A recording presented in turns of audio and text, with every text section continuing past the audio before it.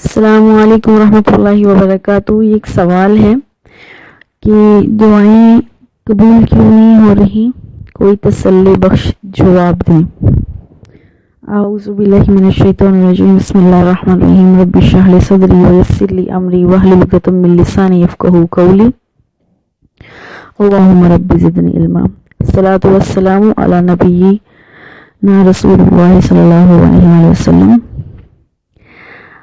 سورہ نمبر 40 ہے سورہ مومن، اور اس کی آیت نمبر 16 ہے کہ اللہ خود کہہ رہا ہے وَقَالَ رَبُّكُمُ ادْعُونِي أَسْتَجِبْ لَكُمْ. اللہ یہ فرما رہے ہیں مجھ سے دعائیں کرو، میں تمہاری دعاؤں کو سنتا ہوں، اس کا جواب دیتا ہوں. تو یہ بات تو بڑی عجیب ہے کہ اللہ دعائیں نہیں سن رہا، تو اللہ دعائیں سن رہا ہے. اللہ جو بھی ہم دعا کر رہے ہیں اس کا رسپانس ہمیں ضرور دے گا. پہلی بات تو یہ بلیف کر لینا ہے، یقین کر لینا ہے کہ دعائیں اللہ سنتا ہے اور اس کا رسپانس بھی ملے گا. حدیث شریف میں ہے الدعاء مخ العبادہ، الدعاء ہی العبادہ. دعا عبادت کا مغز ہے، چوٹی ہے، اور عبادت ہی دعا ہے یا دعا ہی عبادت ہے. اب دعا جو ہے جیسے حدیث میں ہے کہ 3 طریقے ہوتے ہیں. یا تو دعا دنیا میں قبول ہو جاتی ہے، یا دوسری صورت یہ ہوتی ہے کہ دعا کے ذریعے کوئی ہماری مشکل حل ہو جاتی ہے. مثلا اس دن جا رہے تھے، ایکسیڈنٹ ہونے ہی والا تھا، بچ گئے. یا پھر وہ دعائیں جمع ہو جاتی ہیں آخرت کے لیے. اور دعائیں پہلے تو یہ یقین کر لینا چاہیے کہ دعا بہت ہی قیمتی چیز ہے. دعا کرتے رہنا چاہیے، مایوس نہیں ہونا چاہیے کہ میری تو دعا قبول نہیں ہو رہی، میں کیوں کروں.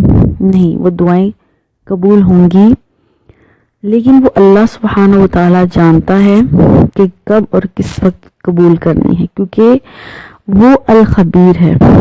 ٹھیک، اس کو خبر ہے کہ اس دعا کو کب اور کس وقت قبول کرنا ہے. فار ایگزامپل کسی کی جاب چلی جاتی ہے، اس وقت وہ بہت پریشان ہوتا ہے، لیکن کچھ دنوں کے بعد اس کو اس سے بیٹر جاب مل جاتی ہے. وہ کہتا ہے ہاں اچھا ہی ہوا میری پچھلی جاب چلے گی. بیکاز اللہ خبیر ہے، وہ جانتا ہے ہمارے لیے بیسٹ کیا تھا، اس لیے اس سے پچھلی جاب چھڑوائی اور اس نے نئی جاب دی. جب ہمیں علم ہوا، ہمیں خبر ہوئی، تو ہم نے کہا اچھا ہوا ہماری پچھلی جاب چلے گی. تو بیکاز وہ تو ہر وقت ہمیشہ سے خبیر ہے، وہ زیادہ بیٹر خبر رکھنے والا ہے. پھر وہ میرے ساتھ ہی برا کیوں کرتا ہے؟ تو وہ ایسا ہو نہیں سکتا کہ اللہ برا کرے. اللہ کی ایک صفت ہے البر، یعنی نیکی کرنا، اچھائی کرنا. تو اللہ تو ہمیشہ ہی اچھا کرتا ہے، اس کی ایک صفت ہی بر ہے، تو وہ برا کیسے کر سکتا ہے؟ وہ برا نہیں کر سکتا. اگر اس وقت وہ دعا قبول نہیں ہو رہی تو وہ ایک اچھی بات ہے. دعائیں ہمارے لیے ذخیرہ ہیں، دعائیں ہمارا ایسٹ ہیں، سرمایہ ہیں. جیسے اکثر ہم بچے ایموشنل ہو کے بس امی کے پاس کچھ زیورات پڑے ہیں تو ہم یہ کہتے ہیں کہ امی اب مشکل آگے اس کو بیچ دو. وہ کہتی کوئی بات نہیں، وقت گزر جائے گا، ابھی اس سے ہو سکتا ہے بڑی مشکل آئے تب بیچ لیں گے، کیونکہ اس کے نزدیک وہ سرمایہ ہے، وہ قیمتی چیز ہے. تو دعائیں بہت ہی قیمتی ہیں. اس کو اس لیے اللہ سبحانہ و تعالیٰ سیو کر لیتے ہیں، آپ کو اس وقت نہیں دے رہے ہیں، کیونکہ وہ جو بڑی مشکل آنی ہے، جس دن ہر وقت ہر طرف گرمی ہوگی، ہر طرف جو ہر شخص مجبور ہوگا، بے بس ہو جائے گا، اور ایک ایک نیکی کے لیے دوڑا پھرے گا، مارا پھڑے گا. اور اس وقت جو ہے ہماری چھوٹی سی چھوٹی نیکیاں پہاڑ کی صورت میں، چھوٹی چھوٹی دعائیں جو ہم نے بہت ہی خصوصی نیت سے کی تھی، وہ پہاڑ کی صورت میں سامنے آ جائیں گی. تب انسان حیران رہ جائے گا یہ نیکی تو میں نے کی نہیں تھی. تو وہ اس کی دعائیں ہوں گی. نمبر 1 تو یہ بلیف کر لینا ہے کہ اللہ ہمارا وکیل ہے، اللہ ہمارا رب ہے، وہ خبیر ہے، وہ بر ہے، وہ ہمارے ساتھ کبھی برائی نہیں کرے گا، ہمارے سے کبھی برا ہونے نہیں دے گا. ہر چیز کی خبر اسے ہے، وہ ہماری دعاؤں کو سننے والا ہے. خود وہ 186 آیا سورہ البقرہ میں کہہ رہا ہے امن یجیب وَإِذَا سَأَلَكَ عِبَادِي أَنِّي فَإِنِّي قَرِیب.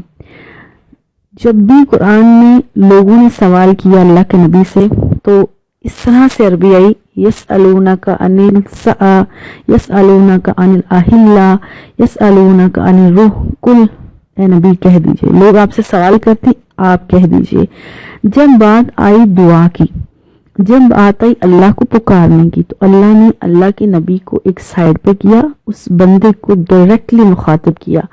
وَإِذَا سَأَلَكَ، اے نبی جب تجھ سے میرے بارے میں میرے بندے سوال کرتے ہیں نا، ان کو کہہ دیجئے، ان کو یہ بھی نہیں کہا کل، ان کو کہہ دیجئے۔ آگے اللہ تعالیٰ ڈائریکٹلی اس بندے سے مخاطب ہے، انی، بے شک میں خود، فَإِنِّي قریب، میں خود قریب ہوں، میں اس قدر قریب ہوں کہ میں پکارنے والے کی پکار کا جواب دیتا ہوں، وہ بھی فوراً۔ تو یہ تو بلیو کر لینا ہے کہ وہ اللہ ہماری دعا سن رہا ہے۔ اب جیسے دنیا میں ایک اچھا وکیل جو ہے وہ کسی کو خوار نہیں ہونے دیتا، کسی کو برے وقت میں کام آتا ہے ہمیشہ۔ ایک اگزامپل لیتے ہیں چھوٹی سی، جیسے کہ کوئی بھی مسز فاروقی ہیں اور انہوں نے ایک لائر ہائر کیا ہوا ہے، ایک مشکل ٹائم آتا ہے، وہ بہت ڈس اپوائنٹ ہو گئی اور انہوں نے کہا کہ میری ساری پراپرٹی، میرا سارا مال کسی چیریٹی کو دے دو۔ اب اچھا لائر کیا کر رہا ہے، اس کو بھی یہ نہیں کہہ رہا کہ میں نہیں دے رہا، وہ دے دے گا تھوڑا بہت، باقی رکھ لے گا کہ ابھی اس وقت وہ اپنے سینسز میں نہیں ہے، مشکل ٹائم ہے اس کے اوپر، وہ ڈسٹربڈ ہیں، اس لیے باقی اس کا پیسہ، اس کا سرمایہ سنبھال کے رکھے گا۔ جب وہ آگے سنبھل جائیں گی، خدا نخواستہ آگے بہت مشکل وقت آ گیا، اب وہ پریشان ہو رہی ہیں اور اپنے لوگوں کو کہتی دیکھیں ہم نے تو سب پیسہ دے دیا، آپ کیا کریں؟ تو وہ کیا کہے گا، ڈونٹ وری میم، ایسا نہیں ہوا تھا، میں نے اس طریقے سے سارا مال نہیں دیا، رکھ لیا تھا۔ اب وہ کتنی خوش ہوگی۔ یہ تو دنیا کے ایک عام انسان، گنہگار لائر کا معاملہ ہے، وکیل کا معاملہ ہے۔ وہ جو اللہ سبحانہ و تعالی سب سے بڑا وکیل ہے، جس کے ثبوت ہم نے سارے اختیارات کر دیے ہیں، وہ ہمیں کبھی تنہا نہیں چھوڑے گا، وہ کبھی ہمیں رسوا نہیں ہونے دے گا۔ یہ بات بلیو کر لینا سب سے پہلے موٹی بات۔ نمبر 2، اب یہ دیکھنا ہے کہ ہم نے ایسے کون سے فیکٹرز ہیں، ایسی کون سی ریزنز ہیں جس کی وجہ سے ہماری دعا قبول نہیں ہو رہی۔ آخر ہم تو ایسا کچھ نہیں کر رہے جس کی وجہ سے دعا قبول نہیں ہو رہی۔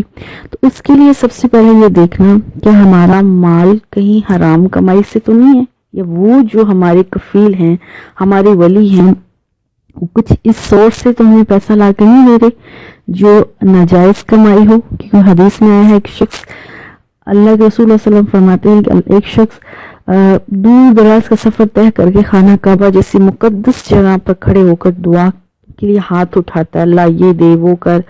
اللہ کہتا ہے میں کیوں کر اس بندے کی دعا قبول کروں کہ اس نے جو لباس پہنا ہے وہ لباس بھی حرام کی کمائی کا ہے، اور جس مال سے اس کی باڈی پرورش پائی ہے وہ بھی حرام کی کمائی سے ہے۔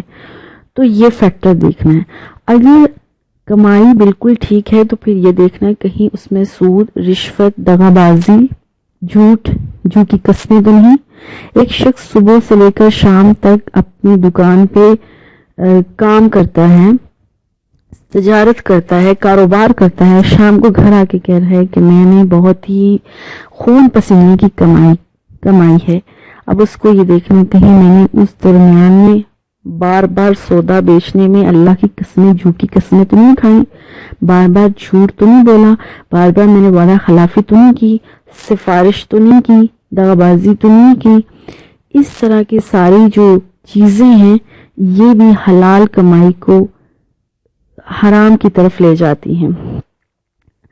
اس کے بعد ساتھ ساتھ ہمیں یہ دیکھنا ہے کہ گھروں میں تصویریں لگانے سے اکثر لوگوں کی عادت ہوتی ہے والز پہ بڑوں کی، بزرگوں کی، اپنے فیملی کے بڑے سربراہوں کی، اپنے بلڈرز کی تصویریں لگا دیتے ہیں۔ تو تصویر جس جگہ پر ہے وہاں اللہ کے رحمت کے فرشتے نہیں آتے۔ اس کے علاوہ جن گھروں میں کتے ہیں، خواہ وہ پالتو ہیں یا حفاظت کے لیے ہیں، وہاں رحمت کے فرشتے نہیں آتے۔ تو مجھے ایک بات سمجھ میں نہیں آتی، اکثر لوگ کتوں کو اس لیے گھر پہ رکھتے ہیں کہ وہ گھر کی حفاظت کر رہے ہیں. تو حفاظت تو آیت الکرسی پڑھیں، اللہ کے فرشتے مقرر ہو جاتے ہیں، وہ ہماری حفاظت کرتے ہیں. یہ تو ان فرشتوں کو آنے ہی نہیں دے رہے، تو گھر کی حفاظت کہاں سے ہوگی؟ اور جہاں کتا ہے وہاں شیطان زبردستی آئے گا، شیطان برے کام کی طرف اکسوائے گا دوسرے لوگوں کو. اس لیے کتے سے اور تصویر سے گھر پہ رحمت کے فرشتے نہیں آتے ہیں. اس کے علاوہ اکثر ہم نے معاشرے میں ایک چیز دیکھ لی ہے جو کہ ہماری نہیں تھی، مغرب سے آ گئی. وہ کیا ہے؟ ہم نے اپنے بچوں کو سافٹ ٹوائز کی شکل میں اینیملز پکڑا دیے ہیں. اب اس صورت میں بچہ اینیمل لور تو شاید بن جائے لیکن ہیومن لور نہیں بن سکتا. دیکھیں بچہ ایک سفید کوڑا کاغذ ہے، اللہ سبحانہ و تعالیٰ نے اس کو سفید بالکل مائنڈ دے کر بھیجا. اس نے کسی نہ کسی چیز سے تو فل ہونا ہے نا. اگر آپ اس کو توجہ نہیں دے رہے ہو تو وہ ادھر ادھر کی چیزوں سے اپنے آپ کو بھرے گا. وہ وکیبلری، وہ ٹائم ہی ہے نا نرشمنٹ کا، پرورش کا. وہ وکیبلری، اس میں الفاظ دن بدن بچے سیکھتے ہیں تو وہ کسی نہ کسی طریقے سے بھرے گا. اس لیے ایسے سافٹ ویئر سے جو اینیملز کی پکچر ہیں یا اس طرح کی تصویروں والی چیزیں ہیں وہ گھر میں نہ لائی جائیں. چھوٹی بچوں کے ڈریسز جو ہیں، خاص طور پر بلینکٹس ہیں اور وہ جو ٹوائز ہوتے ہیں، اس طرح کی بہت زیادہ پکس بنی ہوتی ہیں. تو جب بھی ہم خریدیں اس چیز کو ذرا دھیان سے رکھیں کہ میں نے اپنے بچے کے پاس فرشتوں کو آنے دینا ہے، نہ کہ شیاطین کو. اس طرح کی چیزوں سے پرہیز کیا جائے. ہم فیمیل گھر میں کوشش کریں، بلکہ بہت زیادہ کوشش کریں کہ دوپٹہ اور مکمل مناسب لباس میں ہوں. جہاں ہم کپڑے اتار دیتے ہیں، جہاں ہم کپڑے کم کر دیتے ہیں، وہاں سے فرشتے چلے جاتے ہیں. ایک واقعہ ہے حضرت خدیجہ رضی اللہ تعالیٰ عنہ کا کہ جب شروع کے زمانہ میں اسلام شروع میں آیا تو رسول اللہ صلی اللہ علیہ وسلم پریشان تھے کہ یہ ناموس رسالت یعنی جبرائیل علیہ السلام ہے یا کوئی اور چیزیں ان کو سمجھ میں نہیں آ رہی تھی. تو حضرت خدیجہ رضی اللہ تعالیٰ عنہ نے آپ صلی اللہ علیہ وسلم سے کہا کہ اللہ کے نبی ابھی جج کر لیتے ہیں، کیونکہ وہ یہود و جو نصارہ کے جو عالم تھے ان کے خاندان سے تعلق رکھتی تھی. تو جب کہا اللہ کے نبی کو حضرت خدیجہ نے کہ جب اب جبرائیل آئیں تو آپ مجھے بتا دیجیے گا. تو جبرائیل آئے تو حضرت خدیجہ نے کیا کیا؟ اپنے بال کھول دیے، اپنا سر ننگا کیا اور بال کھول دیے. تو جبرائیل چلے گئے. تو انہوں نے کہا کہ آپ صلی اللہ علیہ وسلم سے خدیجہ نے کیا کہا؟ یہ وہی ناموس رسالت ہے جو حضرت موسیٰ پر حضرت عیسیٰ پر آیا کرتے تھے. گویا کہ فرشتے اس وقت جب ہم پردے کی حالت میں نہیں ہوتے تو فرشتے وہاں نہیں آتے. ان چیزوں پر ہمیں غور کرنا ہے. نمبر 1 ہم نے دیکھا تھا ایمان. نمبر 2 وہ کون سے فیکٹرز تھے جس کی وجہ سے ہماری دعائیں قبول نہیں ہو رہی تھی. ٹھیک ہے، اس میں ایک چیز میں چھوڑ دی، حقوق اللہ کے ساتھ حقوق العباد بھی بہت ضروری ہیں جس میں صلہ رحمی ہے. اور اس کے ساتھ ساتھ ایک بہت اہم چیز ہے جو ہم اکثر نگلیکٹ کر جاتے ہیں. ہم زنا، شراب، جوئے، یہ سب چیزوں کو شرک کو ہم بڑے گناہ سمجھتے ہیں. اس کے علاوہ ایک اور بہت بڑا گناہ ہے، وہ یہ کسی کو حقیر جاننا. ازواج مطہرات میں سے ایک ازواج اللہ کی نبی کی کچھ چھوٹی قد کی تھی اور آپ کی ازواج میں سے کسی ایک بیوی نے کہا کہ آپ کی فلاں بیوی اللہ کے نبی ایسی ہے یعنی چھوٹی قد کی ہیں. تو رسول اللہ صلی اللہ علیہ وسلم نے فرمایا تمہاری بات اتنی کڑوی اور نامناسب ہے کہ اگر سمندروں میں ڈال دی جائے تو وہ بھی سیاہ ہو جائیں، کڑوے ہو جائیں. ہمیں شیطان دراصل ورگلاتا ہے. اب شیطان جو ہے، قرآن نے کہا شیطان ہمارے آگے سے آتا ہے، ہمارے پیچھے سے آتا ہے، ہمارے دائیں سے آتا ہے، ہمارے بائیں سے آتا ہے. تو کیسے آتا ہے؟ مفسرین نے کہا ہمارے پیچھے سے جو شیطان آتا ہے، آنے کا مطلب یہ ہے کہ ہمیں ورگلاتا ہے. تو پیچھے ہمارے کیا ہے؟ دنیا. تو شیطان ہمیں دنیا میں مشغول کرتا ہے. وہ کہتا ہے کہ دنیا میں لگے رہو، آخرت کی کوئی فکر نہیں. اور ہمارے آگے آنے والی زندگی کیا ہے؟ آخرت. شیطان اس سے ہمیں آخرت بلوا دیتا ہے. اور دنیا میں کہتا ہے جو بندہ بہت زیادہ آخرت کی فکر کرے اس کہتے ہیں یار ہر وقت آخرت ہی کرتے رہو گے، دنیا میں بھی رہنا ہے تمہیں، دنیا کے ساتھ بھی جینا ہے. اتنا بھی اسلام اچھا نہیں ہے. اب بائیں سائڈ سے آنے کا مطلب کیا ہے؟ بائیں طرف آنے، شمالی ہمارے بائیں طرف جو ہے وہ کیا ہے؟ ہمارے جو برے اعمال لکھنے والے فرشتے ہیں. تو بائیں طرف یعنی برے کام ہم سے کروائے گا.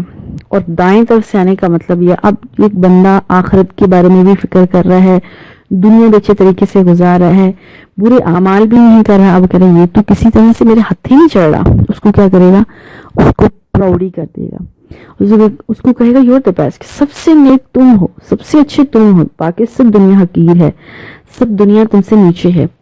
اس طریقے سے پراؤڈ فیل کروا کے، اس میں تکبر لا کے، دوسروں سے اس کو زیادہ اپنے آپ کو سمجھنا کہ میں زیادہ نیک ہوں، اس طریقے سے اس کے اعمال کو ضائع کرواتا ہے.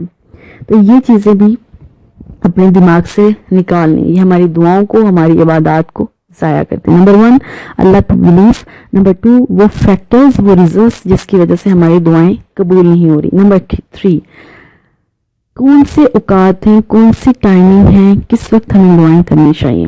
نمبر 1 نماز بھی دعا ہے، نماز کو وہ صحیح طریقے سے پوری پراپر اپنے ٹائم پر پڑھی جائے تو وہ بھی دعا ہے. اس کے علاوہ سورہ الفاتحہ کو دعا بھی کہا جاتا ہے، تو سورہ الفاتحہ بڑی زیادہ سے زیادہ پڑھی جائے تو یہ دعا ہے. پوری کی پوری نماز دعا ہے. دعا نماز کا جو لاسٹ پارٹ ہے اللہم صلی اللہ کے بعد، جب ہم تشہد بیٹھتے ہیں اور سلام سے پہلے اور اللہم صلی اللہ کے بعد، درود شریف کے بعد، یہ وہ ٹائم ہے جس میں دعا بہت زیادہ کرنی چاہیے. کیونکہ نماز میں ایسے ہی ہے جیسے ہم نے کسی کو کال ملا لی تو اللہ کے ساتھ ہمارا کنیکشن جڑ گیا، جب تک ہم سلام نہیں پھیر لیتے وہ کنیکشن جڑا ہوا ہے. یہ وہ ٹائمنگ ہے جس میں زیادہ سے زیادہ ہمیں دعائیں مانگنی چاہیے. اور بہت سی دعائیں احادیث کی کتابوں میں، نماز کی کتابوں میں ہمیں مل جاتی ہیں. اس وقت زیادہ سے زیادہ دعا کرنی چاہیے. اس کے علاوہ سجدہ میں، اللہ کی نماز میں ہی سب سے زیادہ جو قریب انسان اللہ کے ہوتا ہے وہ سجدہ ہے.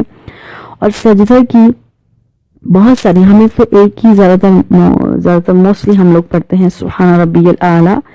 اس کے علاوہ اور کافی زیادہ دعائیں ہیں جو سجدے کی دعائیں ہیں، وہ زیادہ سے زیادہ سیکھنے کی کوشش کرنی چاہیے. اچھا، نماز کے بعد بھی دعائیں مانگنی چاہیے مفصل، جس قدر آپ زیادہ دعائیں مانگ سکتے ہیں دعا مانگنا چاہیے.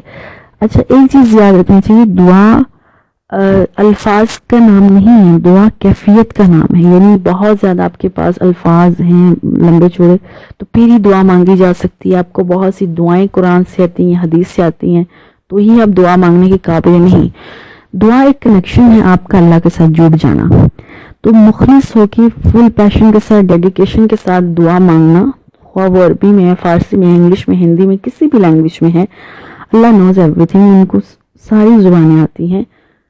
تو اپنی جو دکھ ہیں، اپنی تکلیفیں ہیں، اس تک پہنچانا بس ہمارا یہی کام ہے. صرف ایک تو نماز کے اندر، دوسرا نماز کے بعد، تیسرا اذان اور تکبیر کے درمیان، یعنی اذان ہو جائے اور اقامت، اذان اور اقامت کے درمیانہ جو ٹائم ہوتا ہے کسی بھی اذان کا، وہ ٹائم دعا کی قبولیت کا ہوتا ہے. تو یہ موسٹلی ٹائم کوئی 20 to 15 منٹس کا جو ہوتا ہے پیریڈ ہوتا ہے، اس میں دعائیں مانگنی چاہیے. شام سے پہلے کا ٹائم اور مغرب کے بعد یہ بھی دعا کی قبولیت کا ٹائم ہوتا ہے. جمعہ کا دن سارے کا سارا قبولیت کا دن ہوتا ہے، اسپیشلی جب جمعہ شروع ہوتا ہے اور مغرب تک یہ دعا کی قبولیت کا ٹائم ہوتا ہے. تہجد دعا کی قبولیت کا ٹائم. اور بہت سے لوگ کوشچن کرتے ہیں تہجد میں جو لوگ اٹھ کے تہجد پڑھیں یا بھی جن کی آنکھ کھل جائے تو وہ بستر پر ہی بیٹھے ہیں. پہلی بات تو یہ، اگر آپ کی آنکھ کھل جاتی ہے تو اٹھ کے وضو کر کے کوشش کر کے بے شک 8 نہیں 2 یا 4 نفل ہی پڑھیں تو پڑھ لیں. چونکہ تہجد کے ٹائم وہ ٹائم ہوتا ہے جب اللہ سبحانہ و تعالیٰ آسمان دنیا پر آتے ہیں اور ڈائریکٹلی ہم سے ہم کلام ہوتے ہیں. باقی سارا دن میں ہم کبھی کبھی شوف کر بھی سکتے ہیں، لیکن تہجد ایک ایسا ٹائم ہوتا ہے جب ساری دنیا سو چکی ہوتی ہے، ہم وہاں شوف نہیں کر سکتے. ہمارا کنیکشن صرف اللہ کے ساتھ ہوتا ہے. تو اس وقت انسان خالص ہو کر اس وقت وہی اٹھے گا جس کو سچ میں اللہ سے لگاؤ ہے، جس کو سچ میں کچھ اللہ سے چاہیے ہے وہ، ورنہ اپنے بستر پر بھی ویسے لے کے دعائیں کی جا سکتی ہیں۔ رات کو جب بھی ہم اپنی سائے چینج کریں، کروٹ بدلیں، جب بھی ہماری آنکھ کھلے، جو دعا مانگیں وہ دعا قبول ہوتی ہے۔ اور مساجد میں، خانہ کعبہ میں، عرفات میں، ان ساری جگہوں پر، مقدس جگہوں پر دعائیں قبول ہوتی ہیں۔ ویسے کسی بھی ٹائم بھی اللہ سے مانگ لیا جائے تو دعا قبول ہوتی ہے۔ اللہ ہر وقت ہر بات جانتے ہیں، یہاں تک کہ زبان کے تکلف کی بھی ضرورت نہیں، وہ تو دل کے حال ہی جانتا ہے۔ سیکنڈلی، اگر بہت پریشانی ہے، مشکل ہے، تو اسپیشلی 2 رکعت نماز اس نیت سے کہ میں صلاۃ حاجت پڑھنے والی ہوں یا پڑھنے والا ہوں، تو خوب اچھے طریقے سے وہ نماز پڑھی جائے اور اس کے بعد دعائیں کی جائیں تو انشاءاللہ تب بھی دعا رد نہیں ہوتی، وہ مشکل کٹ جاتی ہے۔ ابھی تک ہم نے دیکھا نمبر 1 اللہ پہ بلیو تھا، نمبر 2 وہ ریزنز دور کرنی ہے جس کی وجہ سے ہماری دعائیں قبول نہیں ہو رہی، اور نمبر 3 کون سے اوقات ہیں۔ نمبر 4 جو لاسٹ بات ہے، ہمیشہ اللہ سے رجا سے مانگنا چاہیے، اللہ سے رغبت سے مانگنا چاہیے۔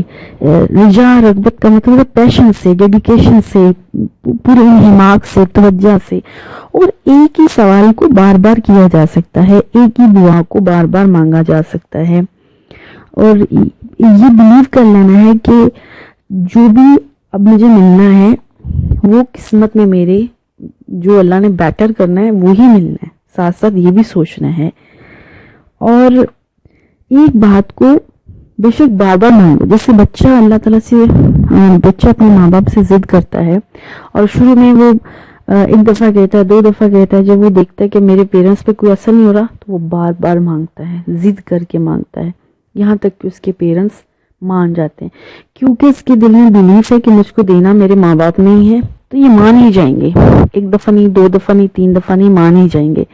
اس طرح سے ہمیں بھی یہ بلیف ہونا چاہیے، ہمیں دینا ہمارے اللہ نے ہے، 1 دفعہ، 2 دفعہ، 3 دفعہ، جتنی دفعہ مرضی بار بار ہمیں دعا مانگنی چاہیے۔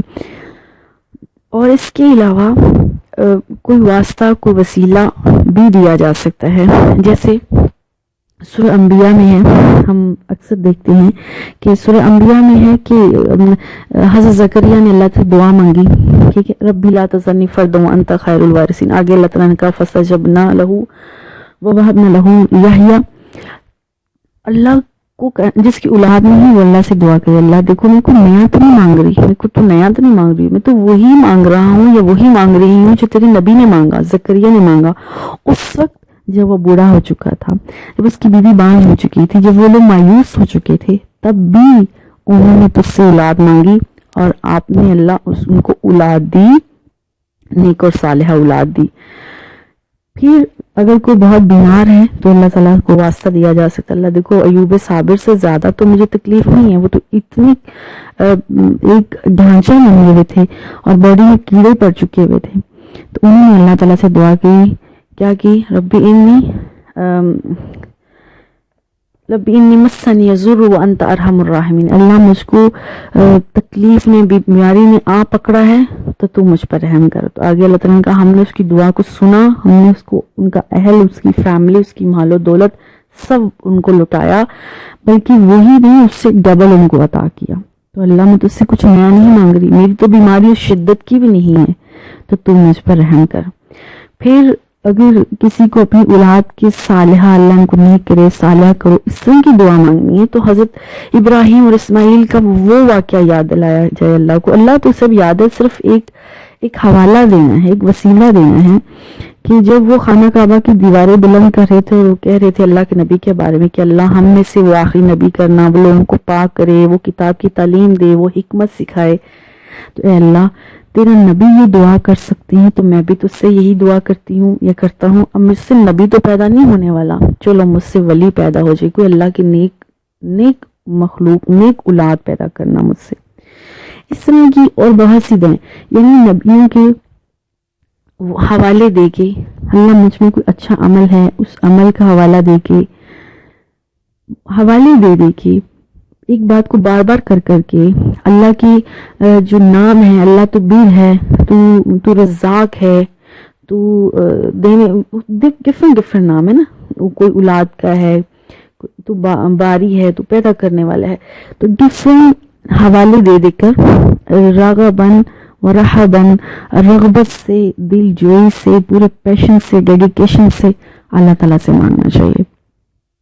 تو بعض لوگ اللہ تعالیٰ سے دعائیں تو کرتے ہیں لیکن یوں کرتے ہیں کہ پتہ نہیں قبول ہوگی کہ نہیں ہوگی، اور اگر مانگ لی تو تھوڑے دنوں بعد کہا میری تو دعا قبول ہی نہیں ہو رہی۔ تو اس طرح سے دعا نہیں کرنی چاہیے، کیونکہ خود سورہ حج میں آیت نمبر 11 ہے، اللہ تعالیٰ کہہ رہے ہیں وَمِنَ النَّاسِ مَن يَعْبُدُ اللَّهَ عَلَى حَرَفٍ وَإِنْ أَصَابَهُ خَيْرٌ، کچھ لوگ ایسے ہیں جو اللہ تعالیٰ سے اس طریقے سے مانگ رہے ہیں، اچھا دیکھتے ہیں، آزماتے ہیں بھلا اللہ سنتا ہے کہ نہیں سنتا، اور اگر زندگی میں ان کو اچھی بات مل جاتی ہے تو وہ اچھی چیزیں مل جاتی ہیں تو خوش ہو جاتے ہیں، اور اگر ان کا کچھ نقصان ہو جائے، اگر ان کا کچھ بینیفٹ نہ ہو تو وہ کیا کرتے ہیں، پھیر جاتے ہیں، اپنے چہرے کو پھیر لیتے ہیں۔ تو خاسرۃ دنیا والآخرہ ذالک هو الخسران المبین، دنیا میں بھی نقصان کرتے ہیں اور آخرت میں بھی نقصان، آخرت کے لیے بھی نقصان کا سبب بنتے ہیں۔ تو اللہم لا جعلنا منہم، اللہ تعالیٰ سے دعا ہے ہماری، اللہ ساری دعائیں جتنی بھی ہم لوگ پریشان ہیں، مشکل میں ہیں، تکلیف میں ہیں، اللہ سبحانہ وتعالیٰ سب کی پریشانیاں، مصیبتیں، تکلیفیں، غم جانتے ہیں، اللہ وہ دور کر لے۔ اس کے علاوہ صحیح جامع میں کہ جب بھی کسی کو کوئی بیماری ہوتی، کوئی پریشانی ہوتی ہے، وہ شخص اللہ ربی لا اشرک بہ شیئا، یہ کہے اللہ تو ہی میرا اللہ، میں اس کے ساتھ کوئی شرک نہیں کرتا، میں تیرے ساتھ بلیو کرتا ہوں کہ ہر چیز تیری طرف سے ہے، شر ہے، خیر ہے، تو میرے لیے بہترین فیصلہ کر۔ تو انشاءاللہ اللہ سبحانہ تعالیٰ اس کے سارے غم، اس کی تکلیفیں دور کرے گا۔ اس بیلیف کے ساتھ ہمیں دعا مانگنی ہے، دعا مانگ کے مایوس نہیں ہونا ہے، اور اگر وہ دنیا میں قبول نہیں بھی ہو رہی تو وہ ہمارے نامہ اعمال میں لکھی گئی ہے، کل قیامت کے دن وہ رجسٹر کھلیں گے، وہاں ہماری یہ چھوٹی چھوٹی دعائیں پہاڑ کی صورت میں انشاءاللہ نکلیں گی۔ اس وقت جب کہ ہر شخص پسینے میں شرابور ہوگا، ہر شخص ایک ایک نیکی کے لیے دوڑ رہا ہوگا، یہ ہماری دعائیں ہو سکتا ہے ہمارے لیے بہت بڑی نجات کا ذریعہ بن جائے، اور اصل فوز الکبیر، اصل کامیابی، اصل پاس ہونا تو وہ آخرت میں پاس ہونا ہے۔ اللہ ہمیں سمجھنے کی توفیق دے، ہمارے دل کو تسلی دے۔ والسلام علیکم ورحمۃ اللہ وبرکاتہ۔